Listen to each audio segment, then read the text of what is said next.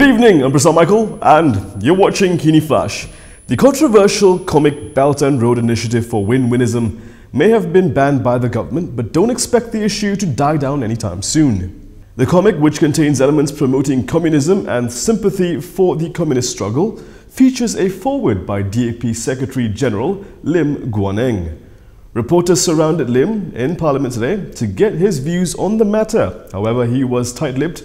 He said he refused to comment because he didn't want to make it seem like he's interfering with any legal proceedings that may arise, because those who published the comic, including former DAP member Hew Kuan Yau, supposedly want to undertake certain legal processes. There's still legal process that he wants to undertake, and I think those who are writing the book will be following this legal process. So until then, I do not want to comment, so that we can allow this legal process to be followed and exhausted before I make any comments, so that we do not want to give any appearance of interference. Poachers and illegal wildlife hunters, beware! The police will be aiding Perhilitan and the Peninsular Forestry Department to put an end to illegal wildlife trade. Oh, and the Inspector General of Police, Abdul Hamid Badr, isn't messing around. So begitulah komitednya PDRM yang selama ni kerap mendengar cerita bagaimana perlitan dan perhutanan dibuli oleh pemburu-pemburu haram yang begitu agresif ni tadi. Ya? So sekiranya mereka berani bertindak sedemikian ke atas perlitan, ada yang menyerang pun. So kita letakkan Sungai Perak ni. Dan saya telah memberikan SOP-nya, sekiranya pemburu-pemburu haram ni bertindak, ya, boleh mencedera ataupun menyebabkan kematian kepada mereka dibenarkan melepaskan tembakan. Mati pun tak apa. The IGP has provided Perhilitan and the Forestry Department enforcement teams with 2 battalions of the General Operations Force from Sonoy Prak, comprising 1,073 officers. The elite Sonoy Prak with their maroon berets is part of the General Operations Force of PDRM, made up almost entirely of Orang Asli personnel, and they are famed for their tracking abilities. During a press conference today, the IGP also appeared puzzled as to why anyone would need to resort to killing animals in the wild in 2019. Pemburuan binatang-binatang di dalam hutan ni tidak ada keperluannya pun di zaman moden ni. Apa sebabnya kita nak makan beria sangat, nak makan daging busa hutan ni? Itu makanan harimau. Kenapa beria sangat nak makan pelanduk? Itu makanan apa ni? Yang kita nak berebut-rebut dengan diorang, dengan harimau, dengan beruang, dengan apa di dalam tu, kita jadi manusia yang sombong lah, ya, sombong. So kepada mereka, ya, BBIP yang menjadikan pemburuan ini sebagai hobi, ya, saya berikan nasihat. His advice to the VVIPs involved in such activities: don't contribute to the extinction of flora and fauna. And if the VVIPs continue, police won't hesitate to take action. National security these days cannot be taken for granted. This is why the government plans to step up screening for those entering the country, especially all Muslim and non-Muslim preachers.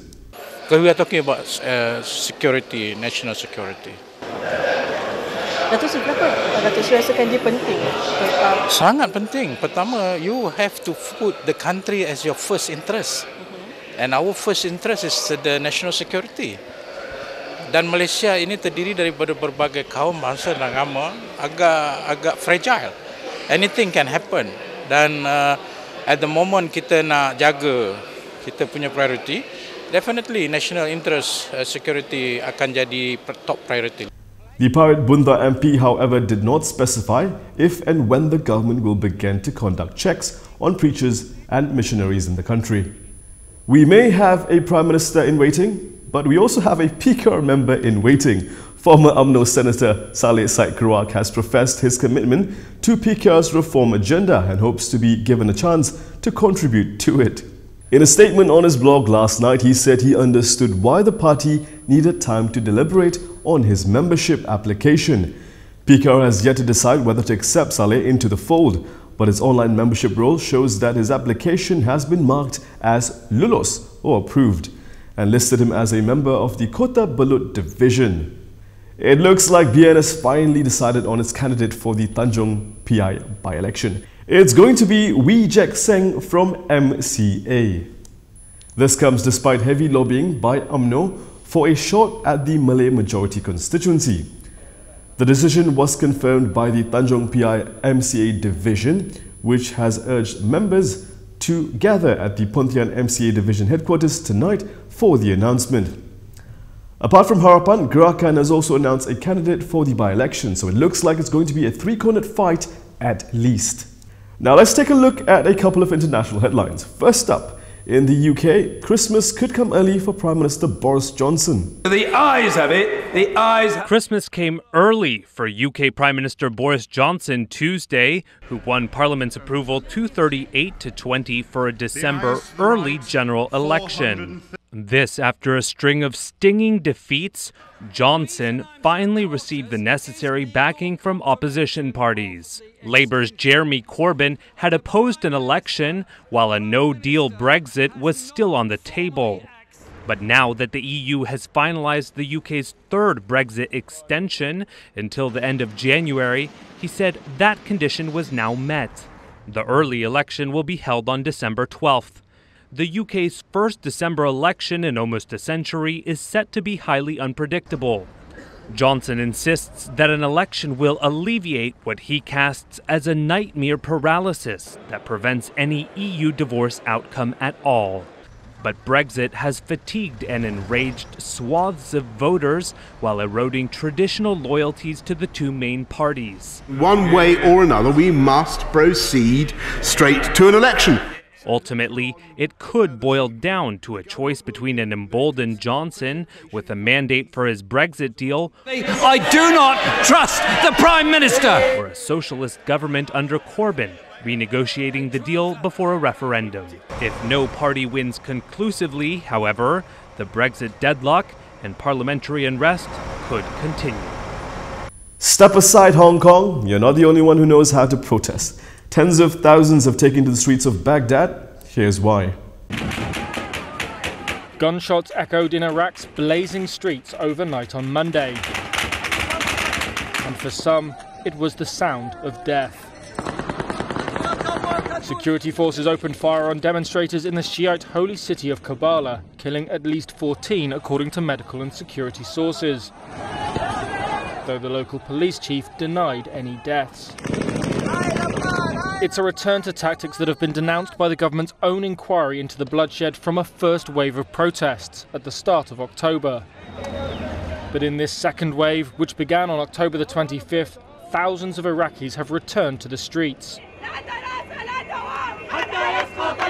Driven by economic hardship and anger at a political elite they say is corrupt. The unrest has broken nearly 2 years of relative stability in Iraq, which endured a foreign occupation, civil war and Islamic State insurgency between 2003 and 2017. In a bid to regain order, a curfew was imposed in Baghdad overnight on Monday. But protesters are defiant. On Tuesday, the UN said the death toll since protests first began on October the 1st is at least 229. It called for an investigation and restraint. But for many, it's already too late.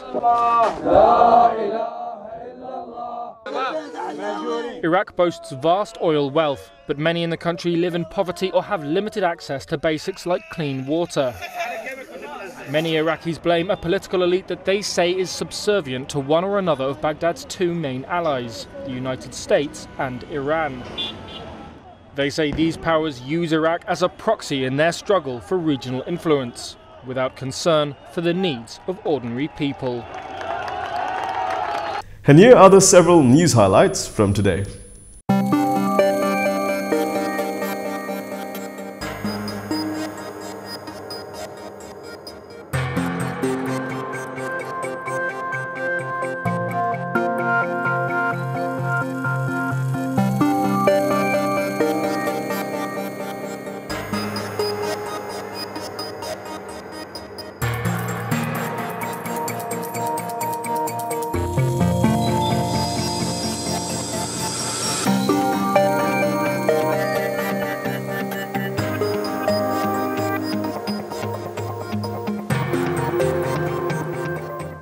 That's all from us today. For more stories, you can go to KiniTV.com. You can also follow us on Instagram, Twitter, YouTube and Facebook for the latest news updates. I'm Prasad. Thank you for watching. Good night.